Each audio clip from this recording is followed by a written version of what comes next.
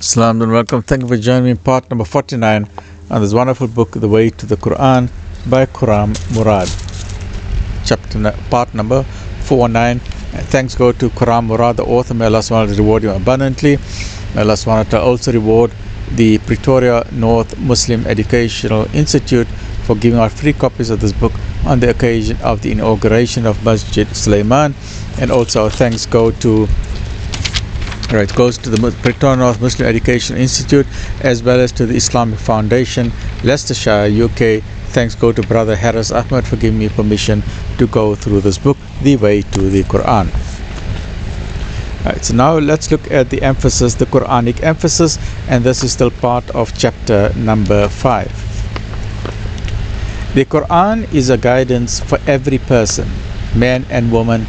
The Quran is a guidance for his teacher and for the mentor.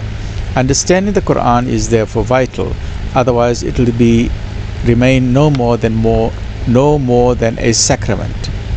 The crucial centrality of personal endeavors to open hearts and minds to the messages of the Quran is made abundantly clear by the Quran itself. We are confronted with the utter folly of keeping our hearts locked up against our understanding of the Quran, as we read in Muhammad chapter 47 verse number 24, where the Quran is telling us, what? Do they not ponder the Quran? Or is it that there are locks on their hearts? Right? Very deep and thought-provoking. Therefore, the invitation to bring reason and understanding to the Quran is spread on almost every page of the Quran. Why you hear not?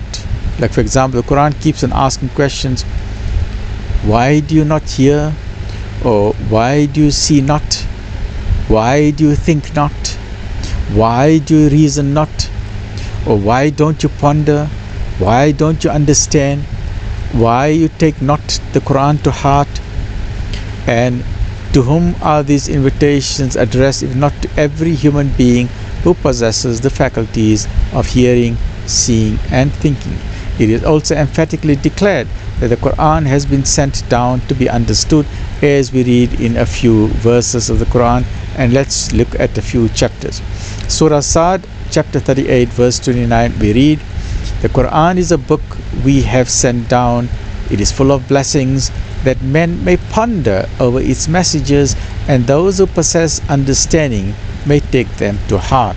Similarly, we read in Al-Furqan chapter 25 verse 73, who, when they are reminded of the revelations of their Lord, fall not thereat deaf and blind. Similarly, the Quran castigates as worse those who got the hearing, sight and hearts, but who failed to understand the Quran, as we read in chapter Al-Araf, chapter number 7 verse 179. They have hearts, but they understand not with them. They have eyes, but they do not see. They have ears, but they do not hear. They are like cattle, but they are further astray than cattle. It is they who are heedless.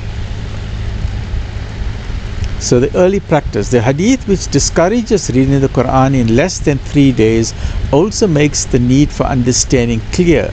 If you read the Quran, entire khatam of Quran in less than 3 days, it means you will not understand it. So Anas bin Malik once said, often one recites the Quran, but the Quran curses that person because he does not understand, because you're rushing through it to try and finish in 3 days. So please don't try and finish the Quran in 3 days. I know we've heard many various stories from various people, whether true or not, but we've got to accept it, that some ulama or scholars, some very high esteemed scholars will finish the entire Quran in 1 day. Finish the entire Quran, maybe 2 or 3 khatams of the Quran in 1 day. I don't know how they manage it. I'm not here to question or judge anyone, but the hadith says that as far as you and I are concerned, do it like what people do. If you've got a lot of strength, you've got a lot of understanding of the Quran, then do it over 7 days, over 1 week. Over 1 week you finish the entire khatam of the Quran, or more popularly over 30 days, one juz per day, or some people do it over an entire year, some like over 8 months, or some do it from one Ramadan to another Ramadan, right? So you read as much of the Quran as may be easy for you, right? So we cannot point fingers at anybody, right? The sign of faith, according to Abdullah ibn Umar, is to understand the Quran. And a quote, he says, "We have lived long. A time has come when I see a man who is given the whole Quran before he has even acquired the faith, the level of Iman. He reads all the pages between Surah Al-Fatiha up to the end of the Quran without knowing the commands of the Quran, without knowing the warnings, and without knowing the places in it where he should pause. He scatters it like the scattering of one fleeing in haste, like one who's just running and rushing through the Quran." Aisha radiallahu anha once heard a man babbling over the Quran and said, Aisha radiallahu anha said, "He has neither read the Quran nor has he kept silent." Ali radiallahu anhu said, "There is no good in the Quran reading which is not pondered over." And Abu Sulaiman al-Darani said, rah'ma'tul'laah said, "I recite a verse and remain with it for 4 or 5 nights and do not pass on to another verse until I have ended my thinking on it," right? Many of us cannot do that. I know I cannot do that. May Allah guide us towards a deeper and better understanding of the Quran. Obviously, if the Quran is a book of guidance for every man, the man on the island is as much entitled to receive its guidance as the man immersed in scholarship.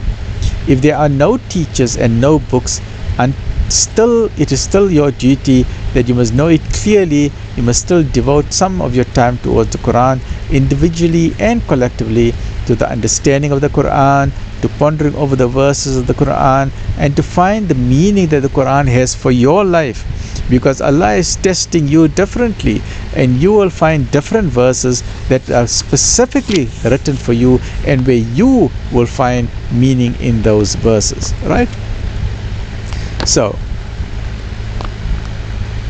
now he's got an entire section called the risks of personal study. I don't know if you can see that.